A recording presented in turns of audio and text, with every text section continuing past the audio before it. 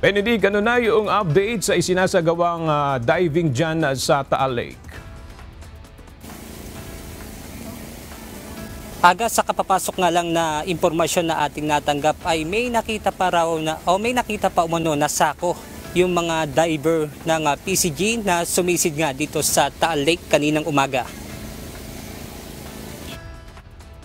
Tatlong team ng technical divers ng Philippine Coast Guard ang sumisid sa lugar na sinasabi ni alias Totoy at ng iba pang impormante. Binubuo ito ng 7 miyembro kada isang rigid hull inflatable boat o RIB. Sinuyod ng mga diver ng PCG ang nasa 100 hanggang 270 meters na layo mula sa Pangpang. Sa kuha rin natin kanina makikita ang PCG personnel na nasa RIB na tila may inaangat mula sa diver na nasa tubig.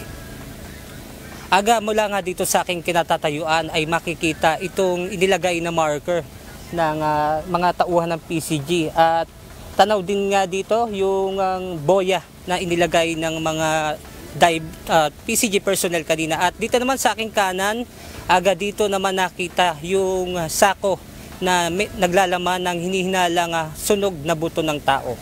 At yan muna ng ating update mula rito sa Laurel, Batangas. Balik sa inyo dyan, Aga. Maraming salamat, Benedict Samson.